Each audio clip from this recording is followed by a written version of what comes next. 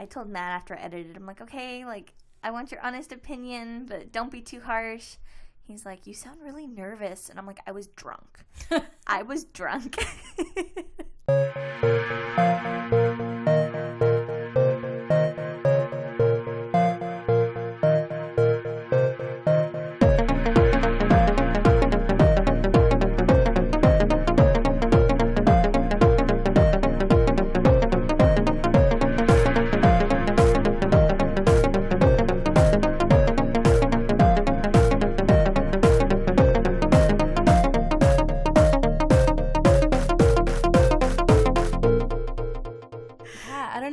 Heard nervousness or alcohol. I mean, and like in myself. Oh, I know I was a mix of both. So yeah, the first one was an experience. So if you're listening to the second one after the first, I appreciate it. Thank you. You are the best. You're the MVP.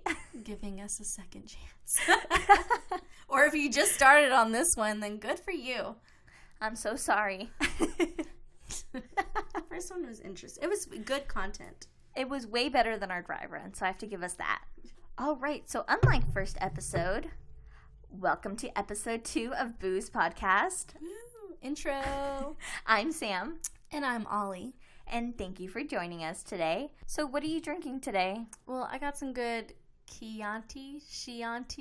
Yeah, I just had a glass of that, and then I had some Angry Orchard because I'm lame and don't have a big old taste palette for alcohol, so nothing wrong with that. I like my ciders. Wait, it's called Booz Podcast, not Fancy Alcohol Podcast. That is true. Did you want to tell them a little bit of what Booz Podcast is? Because we completely forgot to first episode. I mean, I feel like that's a really fitting of the podcast because we're drinking booze and talking about our favorite subject. Which is? We're talking about murder, ghost, all paranormal. Anything just so weird and creepy also. I mean, last episode, I really didn't talk about... I mean, there was some murder, but I talked about saints. That sounds pretty wholesome, right? Was it wholesome? Yeah, I mean, yeah, but you also mentioned a little bit of ghostiness. And there was ghosts. Yeah, there was murder. There was drugs. All the awful things. AK-47s. I don't know how else to explain our podcast except we drink a lot and we talk about spooky stuff. And each week we're going to try to do something different. You won't see the same rhythm. I really want to incorporate interviews with people or experiences that we may go on. We live in a city that's ranked one of the most haunted places in America, so I feel like we need to take advantage of that. I mentioned that to my mom because she went to visit about a week or two ago. I'm like, this place is supposed to be haunted, and this place is supposed to be haunted, and she's like, yeah, okay. It's true. I tried to explain, but she's like, okay, whatever, just shut up and go. I remember in high school, we begged our Spanish teacher to take us to the railroad tracks. Do you know what the railroad... I don't. What? Oh, yeah, she's not from San Antonio. So, the railroad tracks, for those who are San Antonio natives or live in Texas, you may know, but the railroad tracks, allegedly, and it was on, I think, the south side. Someone please correct me if I'm wrong. Full disclosure, I'm not from here either, but... So you talking shit and you're not even from here. I know. I talk a lot of shit and can't take it. But, so the railroad tracks, allegedly, long ago, there was a school bus or a vehicle full of children that tried crossing a railroad track and it stopped on the railroad track. Like it broke down or something? Or it either broke down, legend says... It stalled. I don't know. Ghosts. It was ghosts. Ghosts that were already there. Anyways, all the children on that bus/vehicle died because the train came and, demolished it. Pancakes. Sorry. I would have said a joke, but I'm like, oh, whoa, no, that's too sad. So anyways, that makes a ghost, right? Mm-hmm. Yes. Ghostesses. Makes baby ghosts, little ghost. Poor baby ghost. So now they say that if you go to these said railroad tracks and park your car on the tracks, you're supposed to put baby powder all over your vehicle and you can see little handprints form.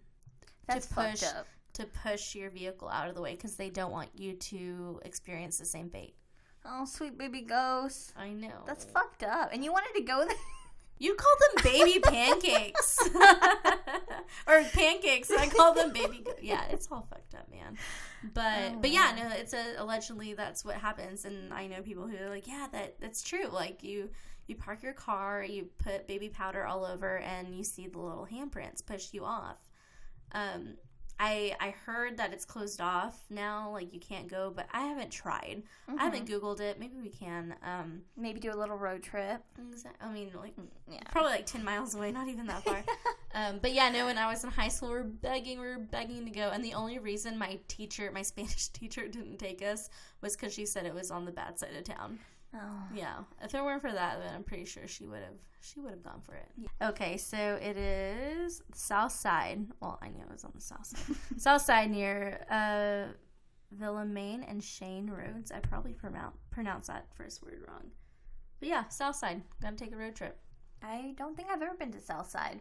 Okay, yeah. According to legend, a fatal school bus crash on those tracks occurred in the early 20th century. A bus carrying kids stalled on the tracks, and they sat there waiting for a train to come along, which killed them all. You think? Spirit. Oh, sorry, what? You think they would have gotten out of the bus as soon as... Yeah. Like, hello. I'm trying to see if there's anything else that I didn't know.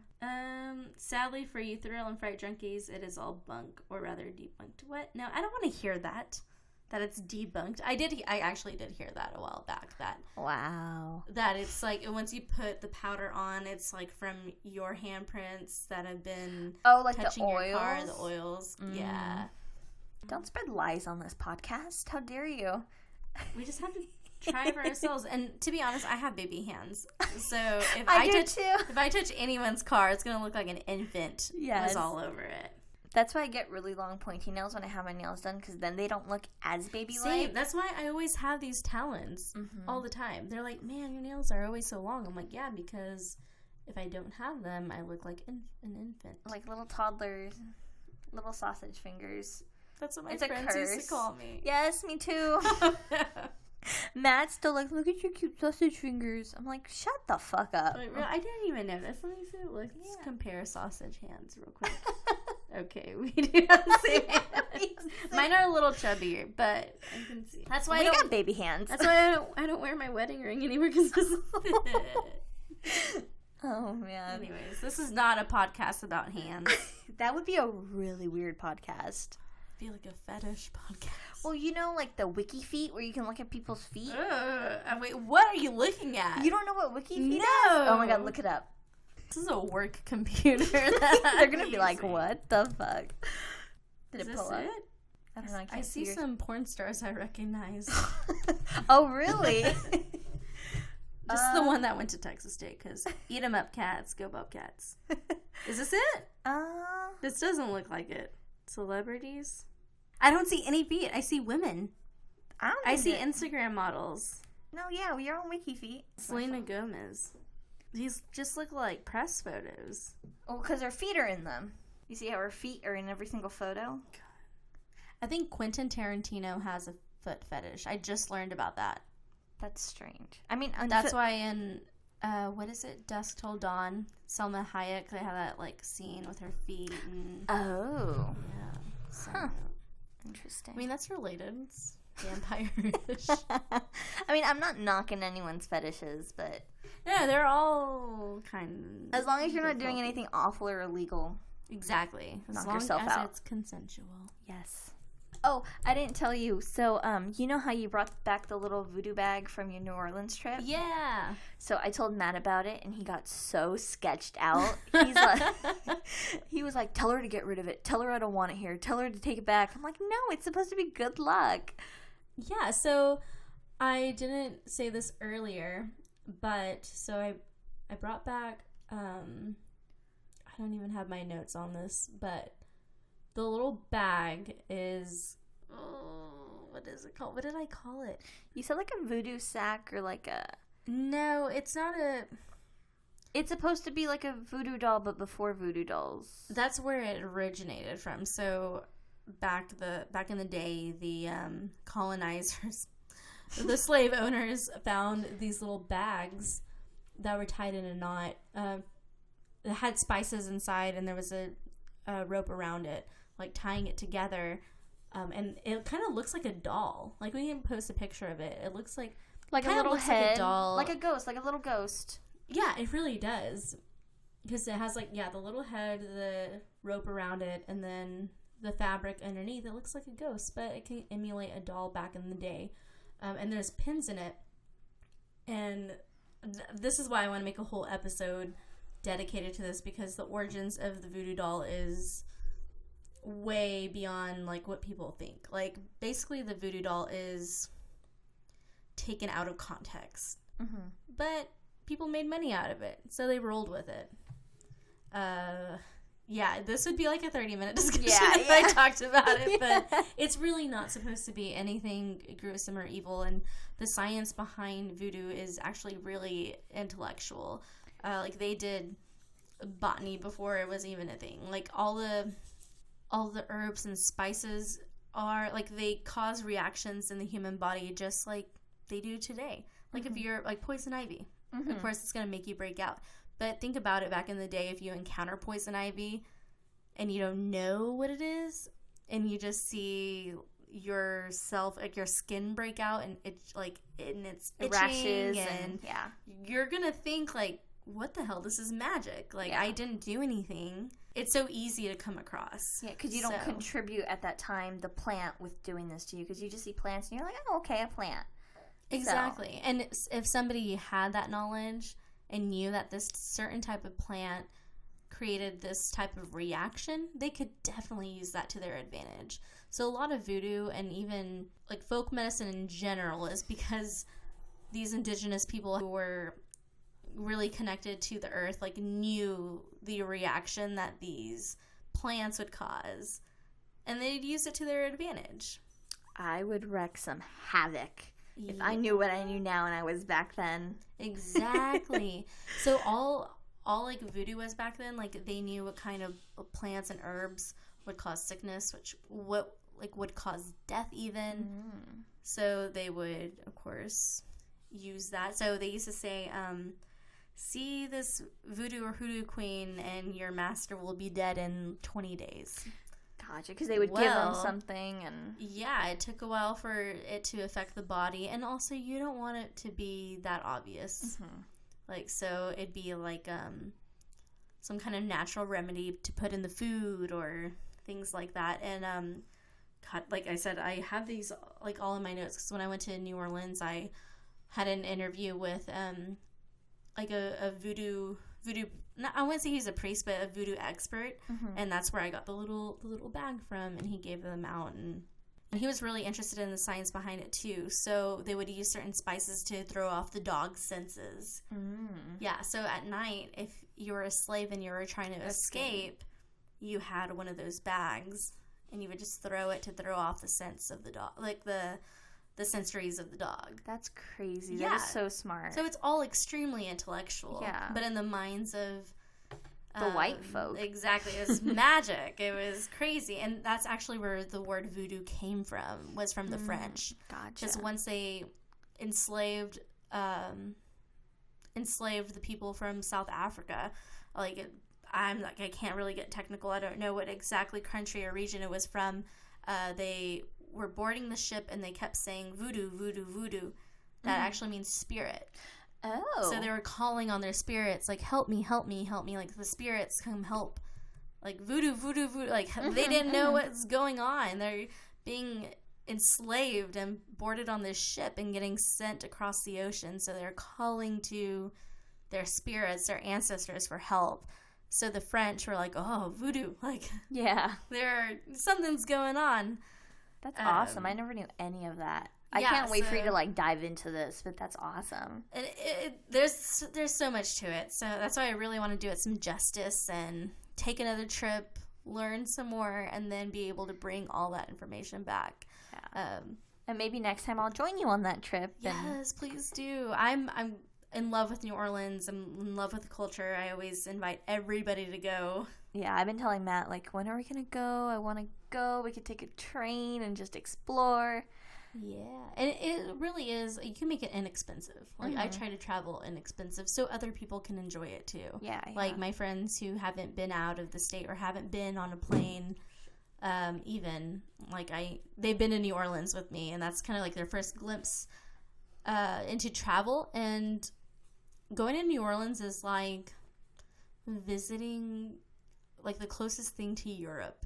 Because so many cultures have influenced that city. Gotcha. You can see a little bit of, like, Spain. You can see a little bit of France. You can see, like, there's so much. Yeah, I love their architecture. Like, all their buildings and stuff. All the pictures I see, I'm like, oh, my goodness. Like, so beautiful. Mm-hmm. So, yeah, stay tuned. We'll have a New Orleans-filled episode. Can't say when, but eventually we'll get there. Oh, yeah. Stay tuned. All right, so anything new going on in your life, or just the same old? Same old, man. What about you? How are the pups? They're good. They're being pups, shedding everywhere. So, you know. Oh, wow. Something did new happen. My little one, my Hercules, he got neutered. Please spay your dogs. Fix your dogs. How old is he? Well, he's a little old. He's a little older. I was so scared. I was really scared because he's tiny, and I'm crazy about my dog. Like, I am so paranoid all the time. A little Maltese, right? Mm-hmm, yeah. Maltipoo. Yes. And then, what's your other dog? Hildy. She's a rescue. Aww. I'm saying that. I say that in a good way, and I'm embarrassed that Hercules is not. But adopt, don't shop. Yeah. She. We got her at the shelter. We got her the first day she came in. Oh. She was so, like, fragile and scared and shy and timid. Wouldn't even look you in the eye. Her ears were down. And, now she's a completely different dog. Yeah.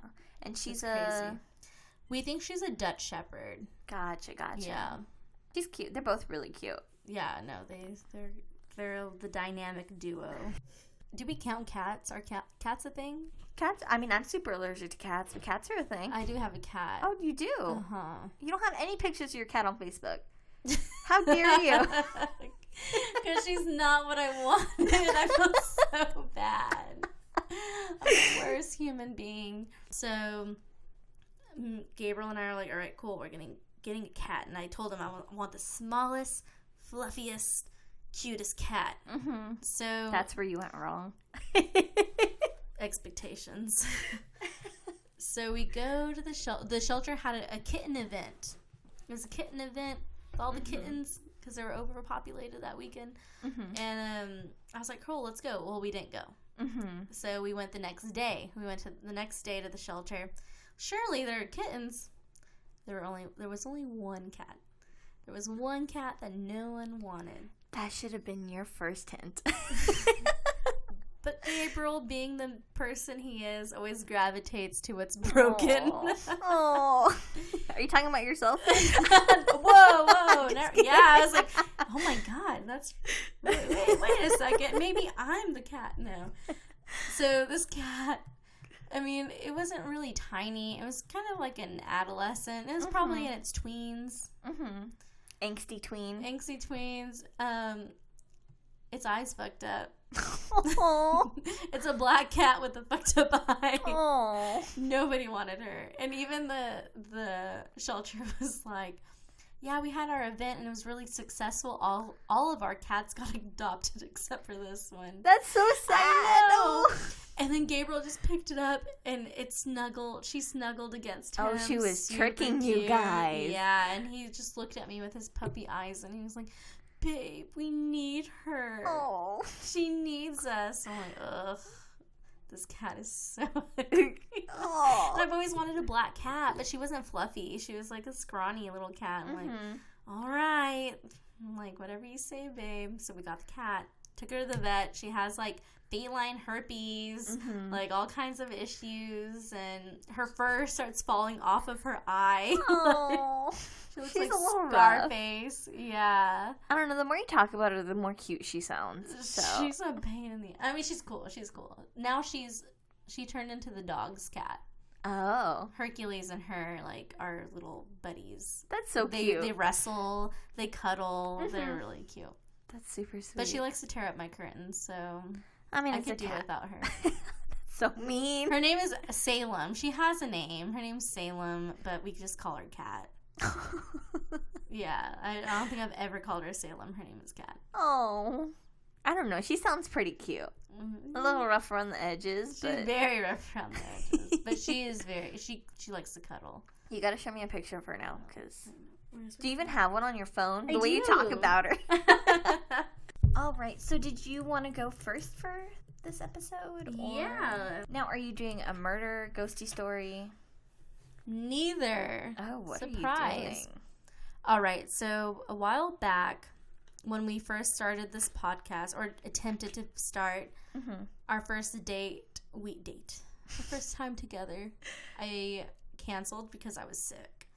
And I felt so bad. Oh, the day you had canceling. the fever? Yeah, I had a fever mixed with it was just, I did not feel good. I slept all day. So I woke up at like 8 o'clock, 9 o'clock at night. And Gabriel was like, hey, we should watch Hereditary.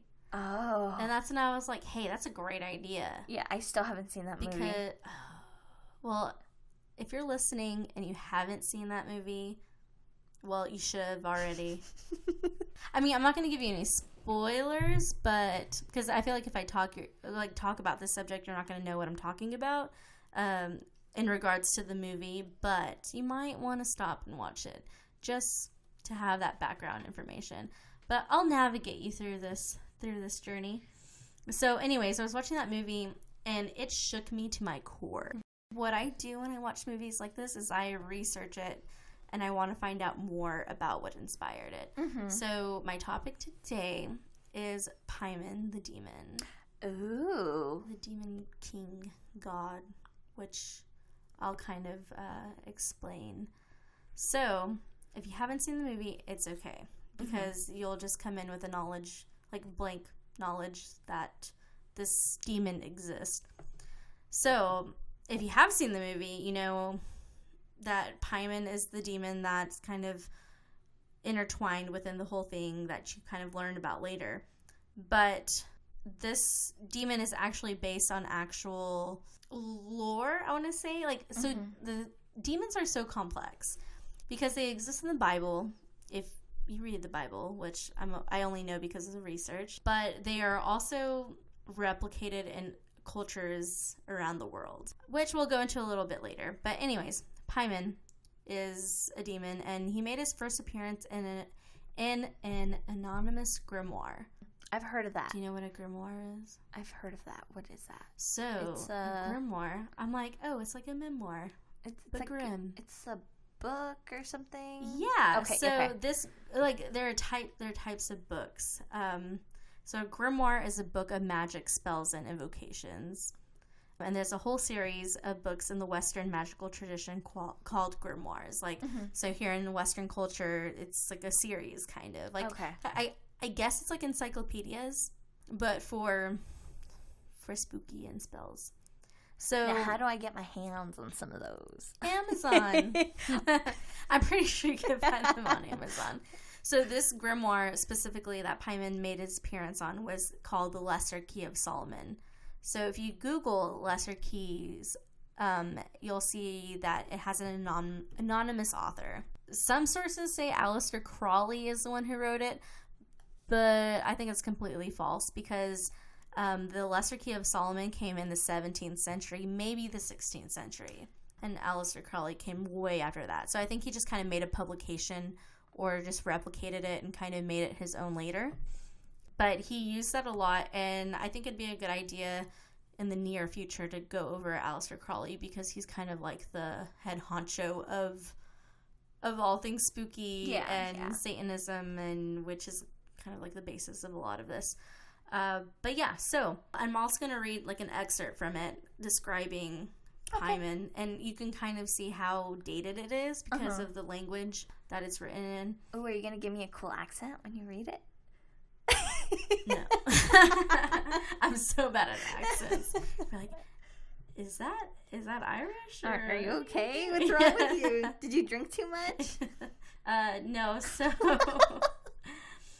So I want to emphasize that this is all Western ideology. Like the demons that we talk about, like these are all based on like westernized interpretations of them. And we'll touch on that later. But anyways, this is demonology like one-on-one. This is very novice stuff. Anyways, Paimon, like I said, an excerpt from the Lesser Keys. This is how he's described as. Very obedient unto Lucifer. This spirit can teach all arts and sciences and other secret things. Oh, he's educated. Very. Or anything other thou mightest desire to know. He giveth dignity, and confirmeth the same. He bindeth or marketh any man subject unto the magician if he so desires it. He giveth good familiars, and such as can teach all arts. So that's what he's all about. I mean, that's his role. That's what he does. He's artistic. He's that hip art teacher you might have had in college. I mean, I did. I didn't go to college. Okay. Well, I had this art teacher, and he was fine. Yeah, and he was cool. Yeah, this is definitely Paimon. So if you've seen the movie Hereditary, you can kind of see the similarities into onto the characters. So the daughter and the mother are very creative. They, create little, and then this is not a spoiler, but in the movie, the mother creates little houses and models, like for museums, and like that's her art. Yeah. And then the daughter like is very creative and takes like things from nature and creates things. So that's kind of reflective on Paimon as he's like the more artistic type, and the knowledge kind of reflects on the father in the movie who's a doctor. Oh. So that kind of reflects on the art and the knowledge of. I think he's a psychologist, so like that wisdom. And he's also known as writing, like he's also seen in these books as writing a camel, and he has a feminine face. Like some people think that he might be a female even. Oh. So he's very like androgynous. You're not sure if he's like male or female. And he's usually playing an instrument. To show kind of like his knowledge and... like the arts. Gotcha. So what I found interesting is that if you look at other gods in other cultures, there's always one that's similar, that's playing an instrument or pretty artistic. And the one that popped out to me was I think it's in... I'm not sure which tribe, but Native American. It's a Native American tribe, and it has the little. I think it's like New Mexico. The little emblem with the playing the flute. Oh, and it has the hair kind of. Yeah, it's kind of like people have made connections to Paimon and that iconography. Gotcha.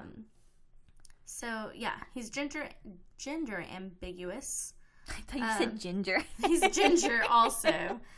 And it says, he or she is always riding a camel, wearing a glorious crown and headdress. Very glamorous, very fancy. He sounds like my kind of demon. I know. I think that's why I was drawn to him, too. I'm like, I like the arts.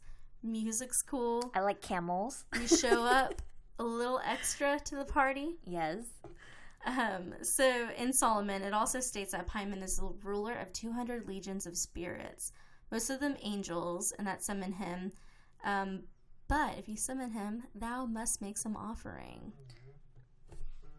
My mother is calling. She knows you're talking about demons. Like, excuse me. Have you said your prayers today? So what kind of offering? It just depends what you're trying to give. I mean, if you've seen the movie, you know what kind of offering. Like human... Oh, I know. Yikes. I don't like that. No. I don't like bribing people or things or deities. Just... I don't have a lot to give. I mean, you have Hercules. Oh my God, absolutely not. No way. The world could be ending and they're like, we just need the dog. Never. You can take me instead. Take Salem? Yeah. I have this black cat you can have. No, it's terrible, my babies.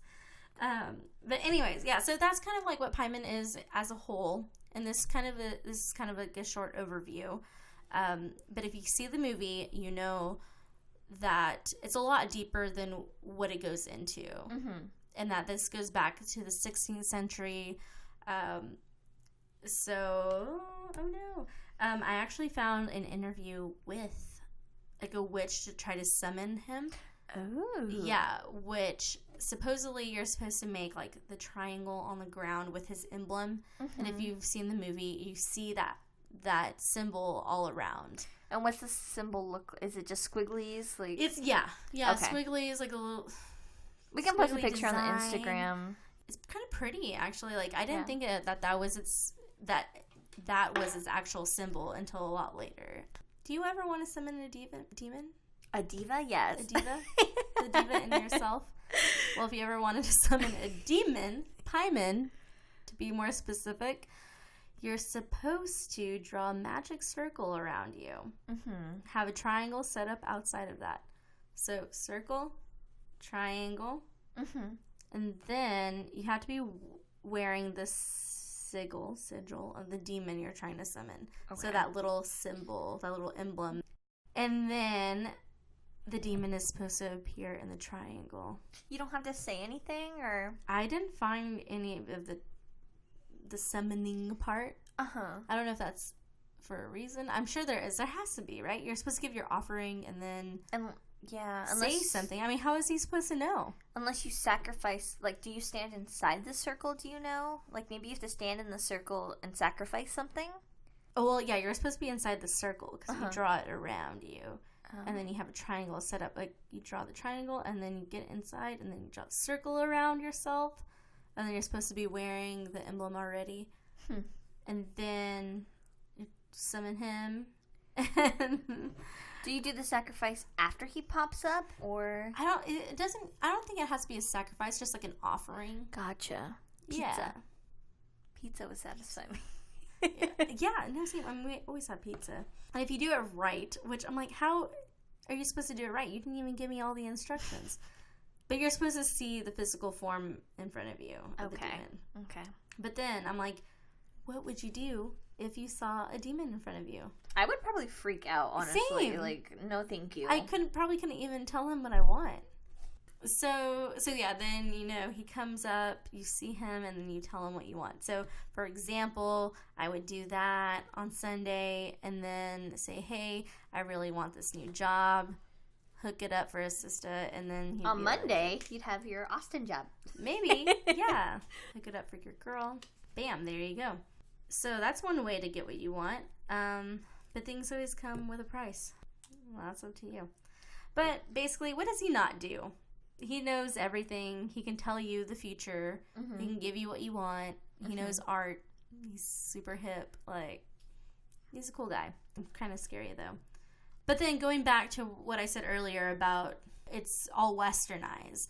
And I say that, so every time we talk about demons, if it's from here until forever that we bring up a demon, I always try to take it with a grain of salt, because the demons that we know of now that are in like the Bible or in any kind of Western script, you can kind of find them in other cultures, like have been around before these texts existed. Yeah.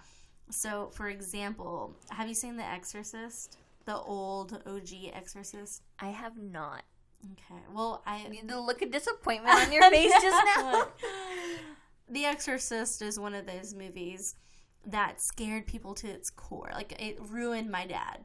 Like, he's so scared of everything. Like, he told me that as a kid, him and his brothers, they made this little device of the string that went up the ceiling fan and down to the light. So they can turn the light on whenever they got scared, because that movie scared them so bad. Oh. But if you've seen the movie, the demon, not the demon, I guess the demon that possesses the child, archaeologist finds like a relic of that demon. In, I guess they're excavating a site in Africa, or there's somewhere that's not here.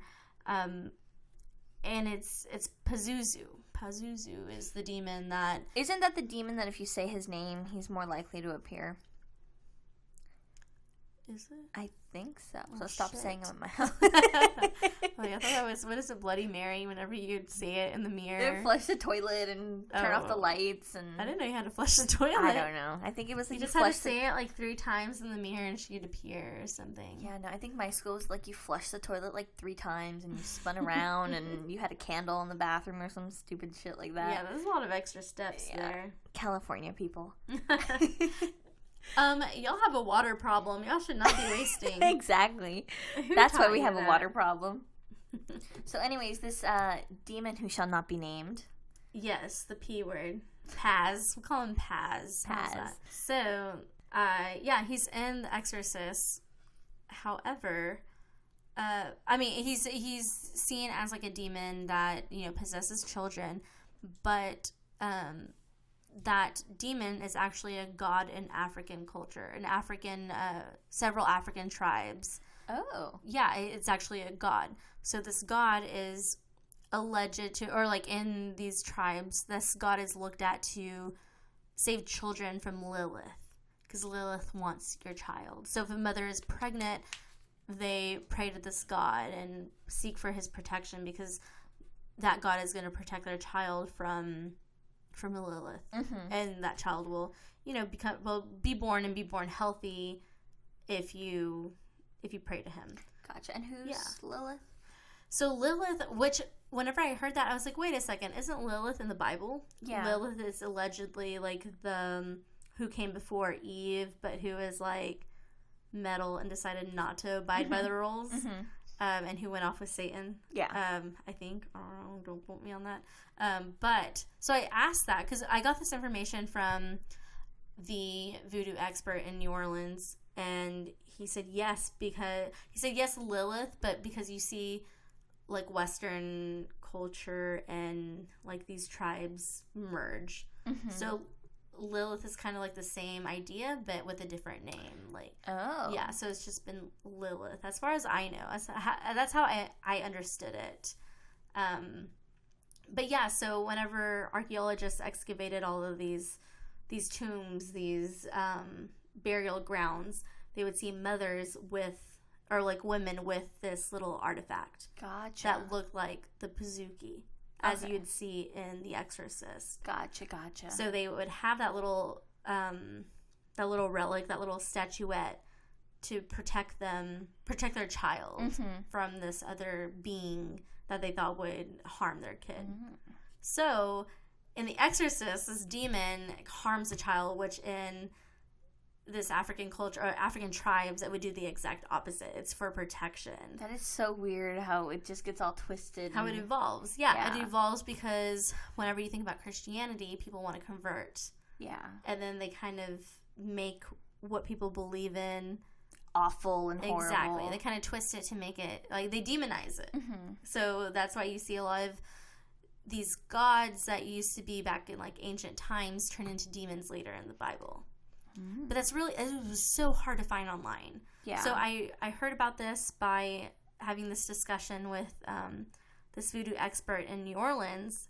But whenever I try to Google, like, Pazuki and hoodoo or voodoo, it was so difficult to find. Yeah. And the one article I found that said, like, the truth about Pazuzu or whatever, I clicked on it and it wouldn't let me go because I'm on my work computer. Of course. Exactly. It was like not a trusted site. Yeah.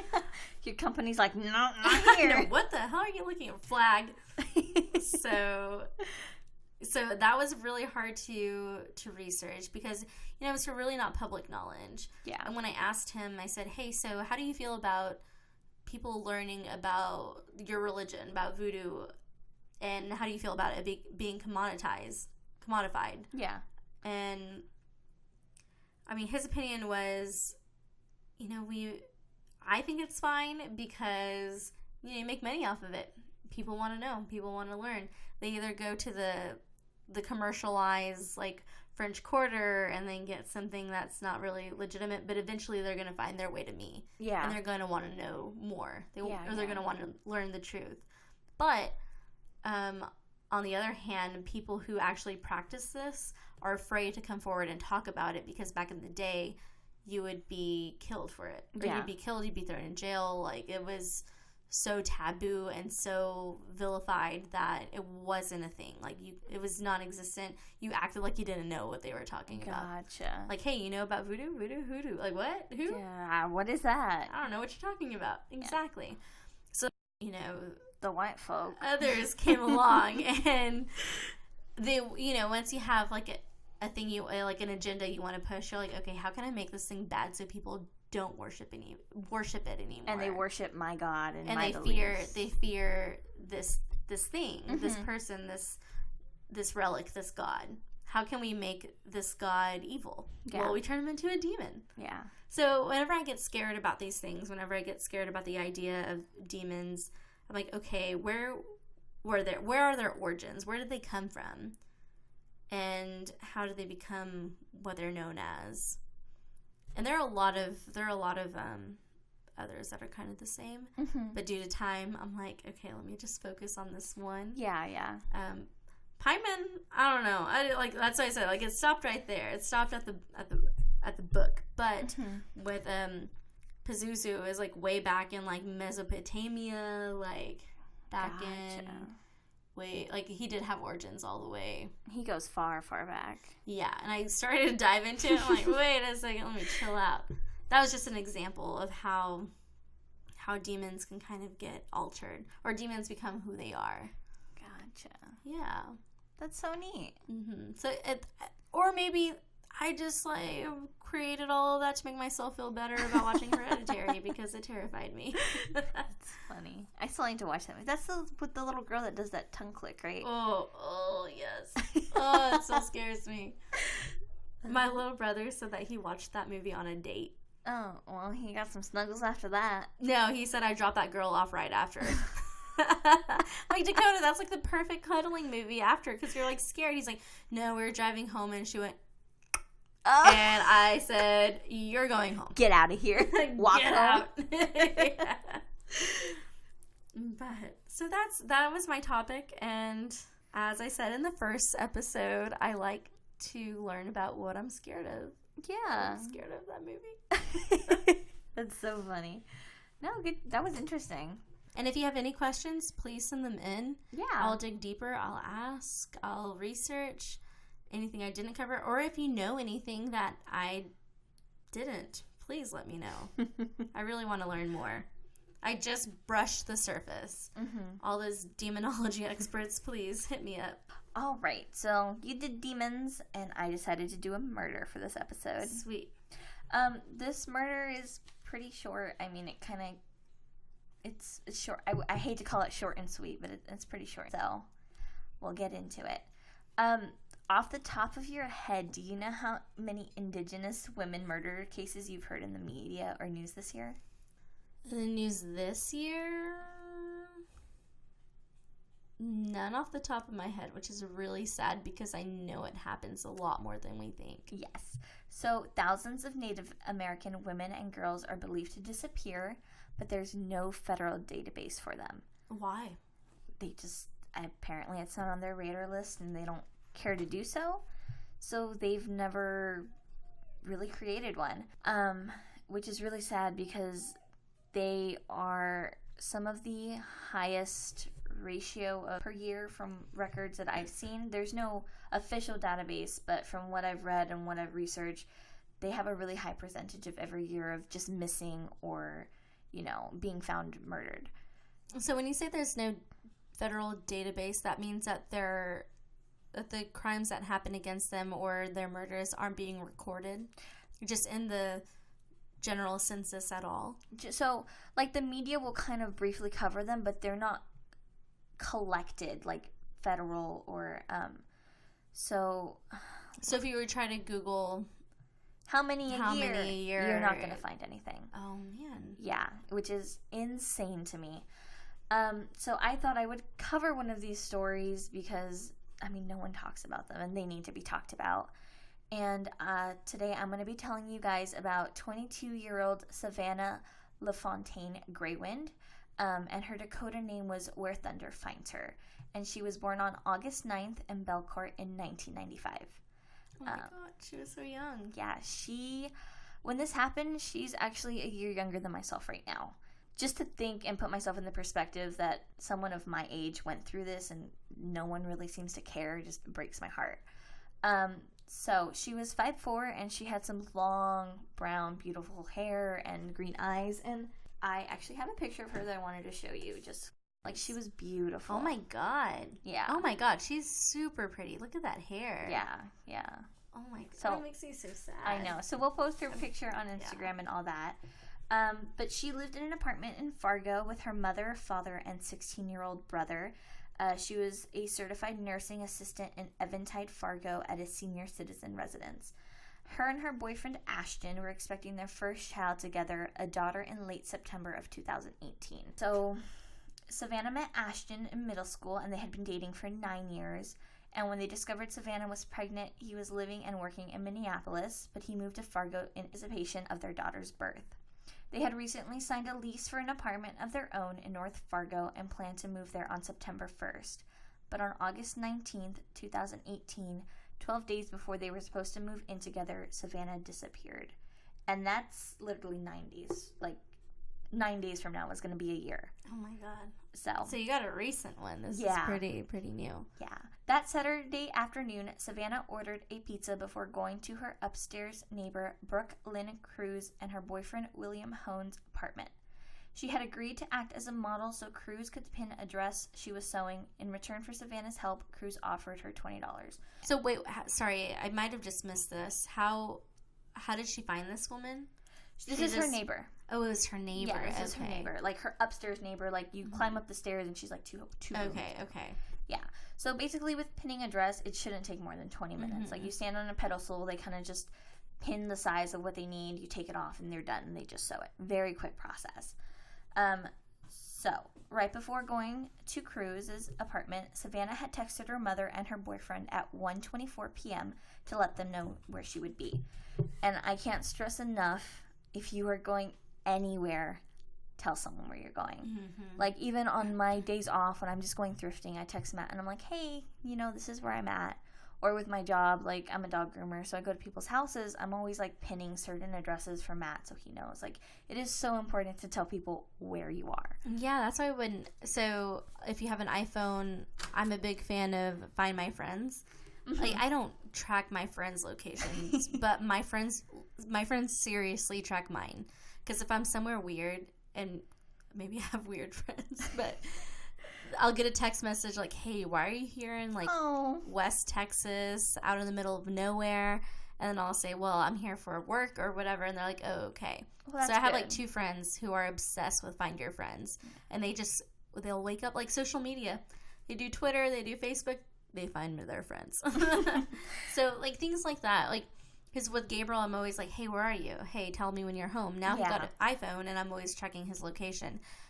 And it's not that I'm, like, a crazy wife or anything. You just want to make sure they're safe. Exactly. Like, you never know what can happen. Yeah. And nowadays with technology, I feel like that should be utilized more. Yeah. I know when I have a kid, I'm probably going to get him one of those little kid, like, watches that sends me their location all the time. Like, we have it, so why not utilize it? Exactly. Okay. So, Savannah was supposed to give her brother a ride to work shortly before 3 p.m., Her brother went upstairs at about 2:30 p.m. to get Savannah, but no one answered the door. Savannah's father, Joe Graywin, then proceeded to go upstairs and knock. Cruz finally answered, and she told her father they were still working on the dress. Because Savannah was still busy, her mother gave her son a ride to work. Her mother assumed when she returned home that Savannah would be in her room. When her mother returned home and saw that the pizza Savannah had ordered was still untouched and she wasn't home, she started to panic. And like I said before, this shouldn't have taken more than 20-25 minutes, max. So she went to knock on Cruz's door to see if Savannah was still there, and Cruz told her mother that she had left, but her mother saw that Savannah's car was still parked in the parking lot and her wallet was still at home. And who would leave after ordering like a full pizza and just touch it? I'm going to sit there and eat it first. And she's pregnant. She's going to be starving, and, I have a bunch of pregnant friends, and they're always munching on stuff. Like, you just wouldn't just leave for no reason. Mm-hmm. Her mother asked Ashton if he had heard from her, but he hadn't received a response back since 1:24 p.m. when Savannah had told him where she was going. Her mother repeatedly called and texted Savannah, but she got no response. And this was super unlike Savannah because, you know, being 22, we're always on our phone and, you know, it's just the culture. And she was always posting on social media, and it was so out of character for her. And at 8 months pregnant, her feet were super swollen. Like, she wasn't just going to go walking. Exactly. And she was very cautious, and she would actually get upset with her siblings when they would walk around alone. And she'd be like, why are you doing that? Like, that's not safe. You need to be with someone. By 4:30 p.m., her mother called police to file a missing persons report. Savannah had no history of mental illness and had never run away and was excited to become a mother, and her family instantly knew she was in danger. Police knocked on Cruz's door at 5 p.m. They searched the apartment and again returned to another search the following day, which was the 20th.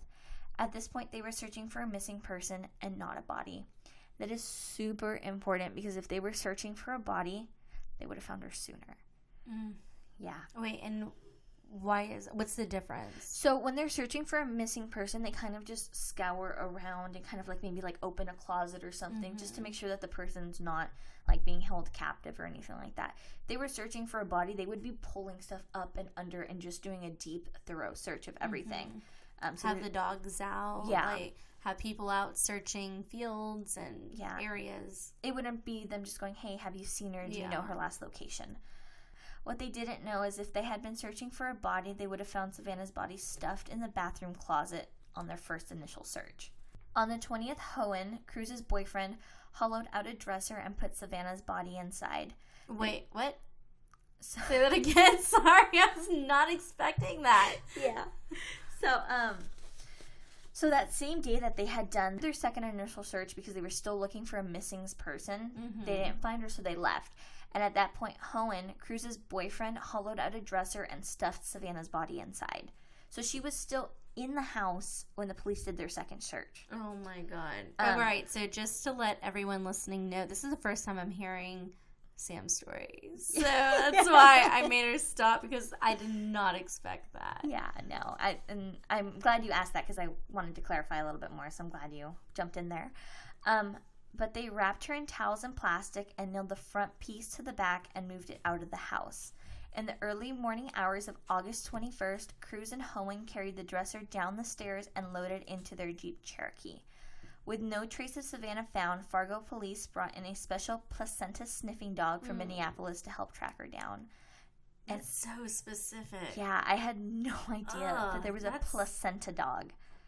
And the that's fact that really disturbing. Yeah, and the fact that they needed a placenta dog just breaks my heart, you know?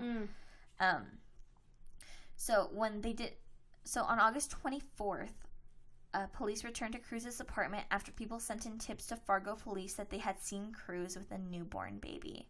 Hohen's co-workers told Fargo police he was making comments about having a newborn at home, and a lot of them knew that his girlfriend Cruz was not pregnant. Oh my God. Their police found Savannah's baby, and she was rushed to the hospital, and she did survive, and she's doing well. According to Brooks, the baby was hidden under blankets next to Hohen when police had done their initial search of the apartment. So the baby was there when the police were there. What the hell? Yeah. On August 27th, 2 kayakers on the Red River saw a large object wrapped in plastic, and they immediately contacted police. It was the body of Savannah. Brooks and Cruz were immediately suspects, and Brooks insisted that Savannah had given her the baby and then later retracted the statement in court. Brooks confessed to pushing Savannah, who then hit her head on the bathroom sink and passed out. However, a medical examiner, Dr. Victor, testified that she showed no signs of a head injury, so we don't know how Brooks ever got Savannah on the ground. With Savannah on the floor, Cruz testified that she grabbed a box cutter from the kitchen and sliced open Savannah's abdomen, taking the baby out of her womb. Oh my God. And Savannah was still alive and conscious. So, wasn't there an I Survived story similar to this? Yeah, and I feel like this happens a lot. I say a lot, like it's not 100 times a year, but more than it should happen. Yes. There was just a case, I believe she was a San Antonio woman. Or from Texas. She was from Texas or something, and she had her baby cut out of her, and she died, I think. It was, someone was advertising on Facebook. It was actually Facebook who solved this crime. Yeah. Did you follow that? Where it was a woman, this fucking psycho woman had posted, hey, I have baby clothes for sale. I remember reading that, yeah. That woman, this young, very extremely similar to Savannah, was pregnant, came over to see the clothes. They ended up killing her and taking her baby. Yeah.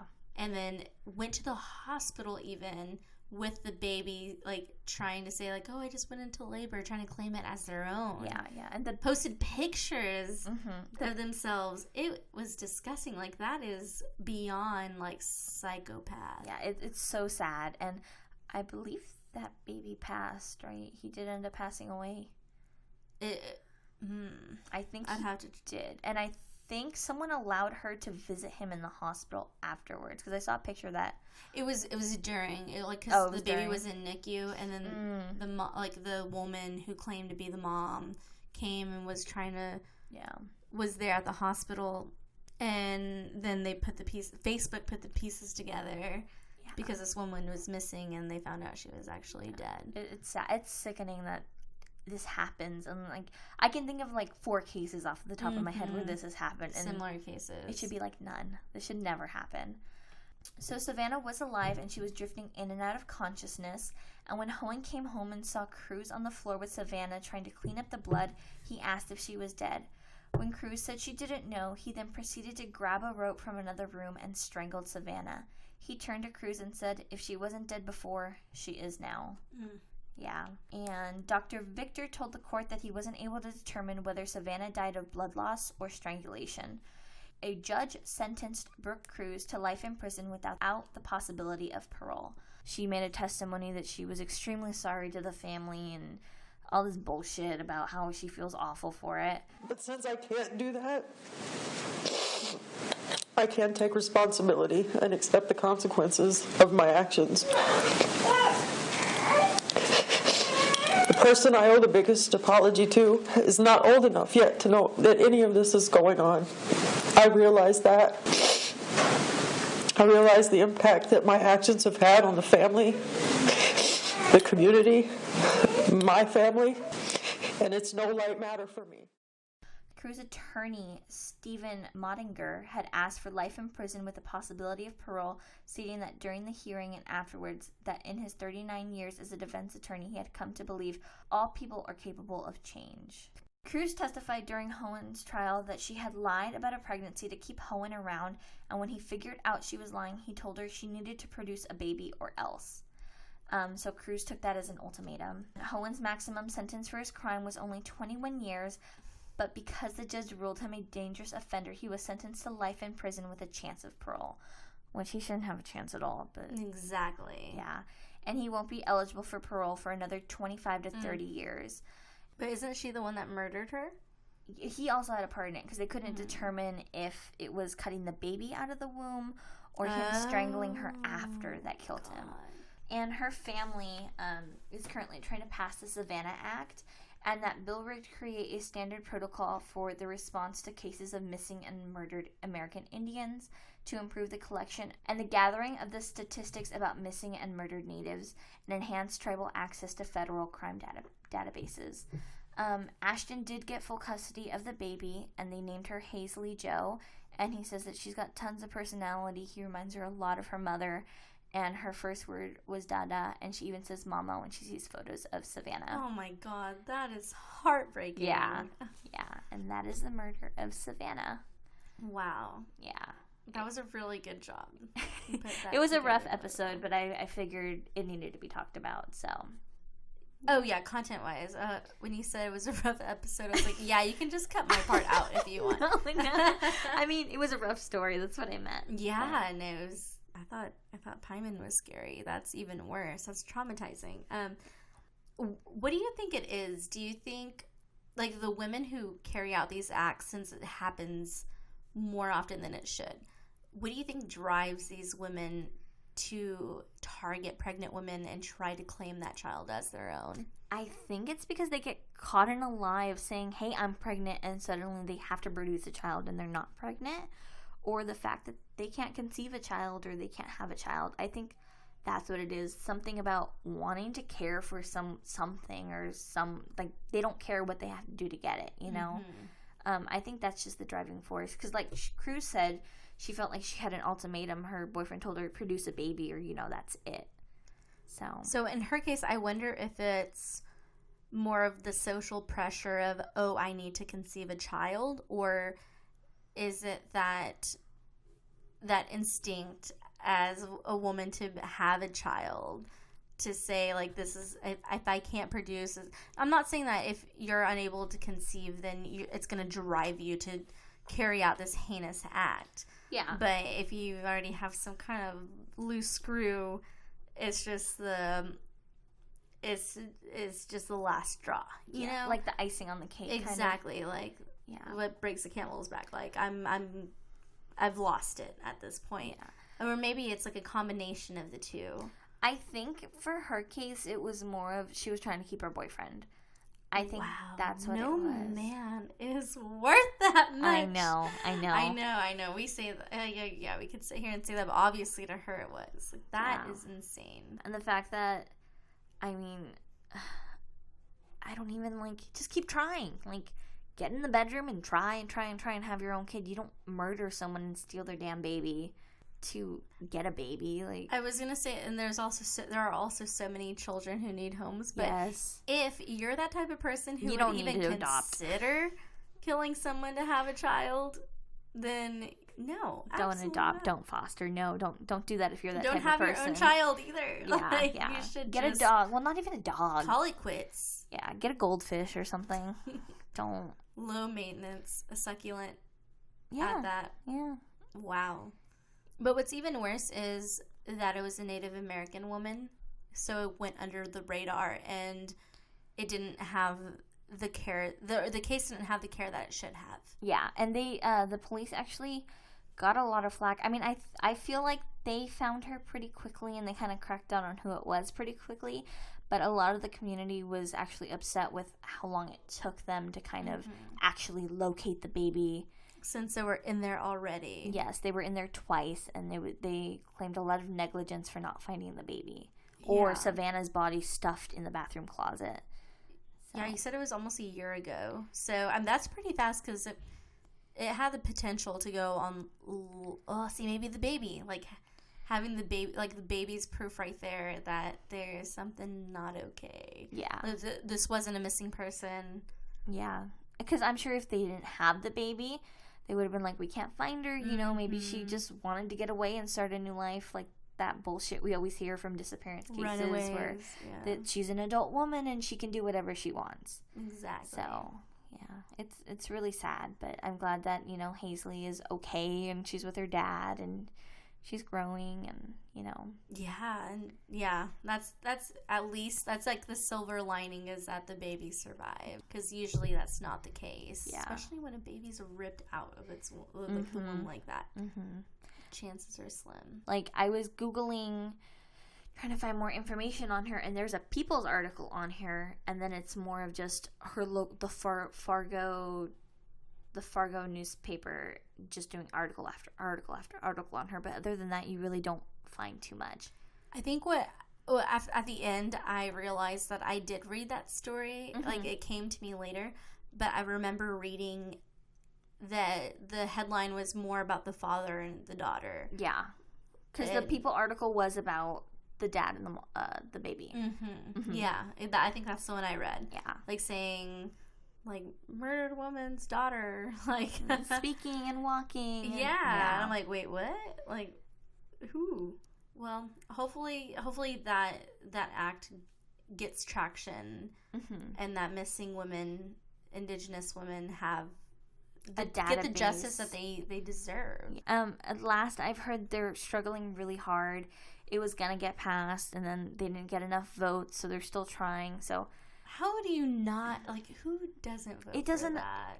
Or maybe there's not enough awareness that it's happening, so not enough people turn out, but who's voting against it? Exactly. There's no negative consequences for having a database for this. What do you have to lose? I guess maybe it looks bad on them, and that's all they care about, which is really shitty, but they face a lot of just awful, what's the word?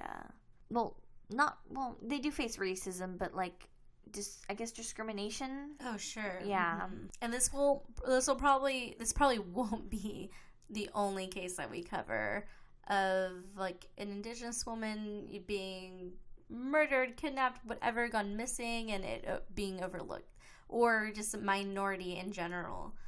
I mean, we hear a lot of the cases, like the more mainstream cases, but it's like cases like this where you don't hear about it until later, and there's like a happy, cool story that it's all wrapped up with a bow and can write about. Yeah.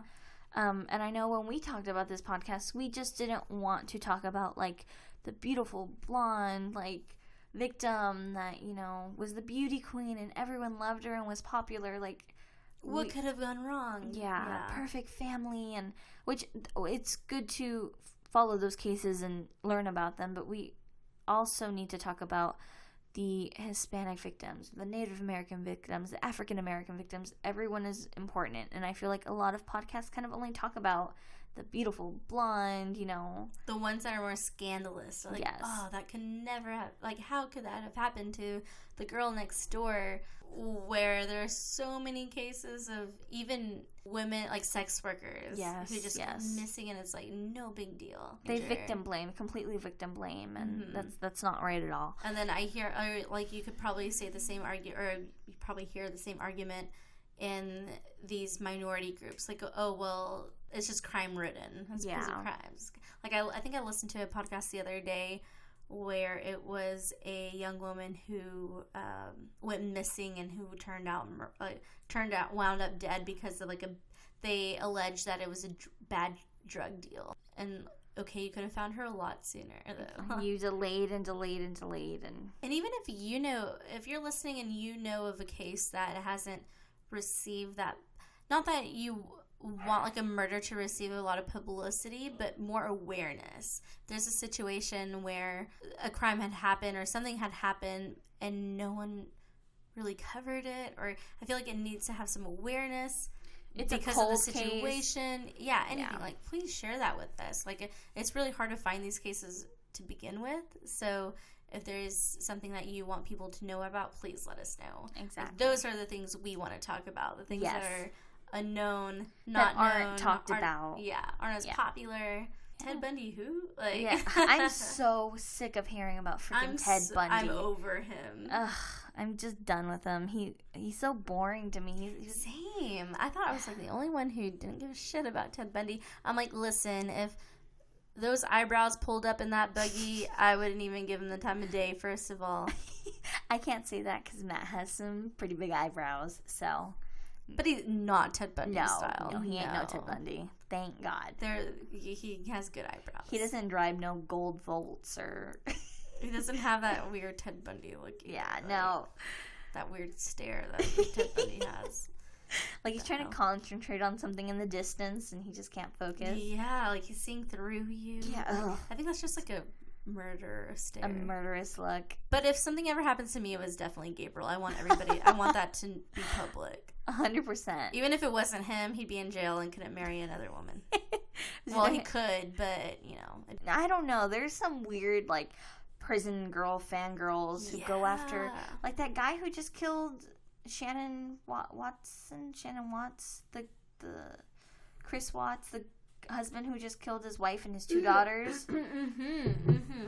There's in Colorado. Sorry, I just took no, you're good. One, but yeah. I mean, he's not a bad-looking man, but he killed his child. Not his child, his children. Yeah. Ugh. And his wife, like, and people are pregnant sending wife. him. Oh my God. I forgot she was pregnant. Like, God, people suck. And if you're interested in romance and murder, there's a great episode that last podcast on the left did over murders or criminals and their love interest, like, while they're in prison. I haven't heard that. It's really good. Yeah, it's good for Valentine's Day. Pop it in and listen to it with your honey. A real romantic over some glasses of wine. And then ask them. Gabriel's asked that before. Hey, if I were in jail, would you still... No. Bye. No. He's like, damn, you'd probably snitch on me too. Mm-hmm. Oh, yeah. I've had this conversation with Matt. I'm like, if I ever murdered someone, he's like, I would run straight to the police. Oh, okay, so we're on like, the same, thanks. on the same team there. But on the flip side, he's like, if I ever did anything, I'm like, you're gone. I don't give a shit. You're gone. I don't know. Every now and then, I'm like, babe, I'd do anything for you. I'd cover it for you. Yeah. That's on a good day. Like, after he washes my clothes and folds my laundry. Like, makes you dinner, that's rubs the your only feet. time, yeah. I'm very glad we got to end this on a, like, light, positive note. Yeah, because that was a heavy story. Because I was thinking, oh my god, how are we going to do this? And I was stumbling over my words because I'm like, okay, I totally, like, brought down the mood hardcore. Well, thank you guys for listening to episode 2. I appreciate it. Wow, 2. But yeah, no, thank you. Thank you so much. Please let us know your thoughts, your comments, questions, concerns. Where can you find us? You can find us at Booz Podcast on all the socials. That is BOOZ Podcast. I feel like each episode we have is going to be picture heavy. So just check those out after you're driving, after the episode. Don't look and drive. Please don't, because I will reach out of your microphone and slap you. And that was a correction on my part. I didn't say that. I only do that when traffic is stopped. I don't drive and look. After I listened to our first episode twice, and I was like, wow, people probably think I'm an asshole. I promise it's when traffic is stopped. And I look both ways to make sure no one's looking at me. That's still bad. I should slap you. When traffic is stopped? Really? It's still bad. Yeah, you should know better. All right. Well, I'll make a promise to all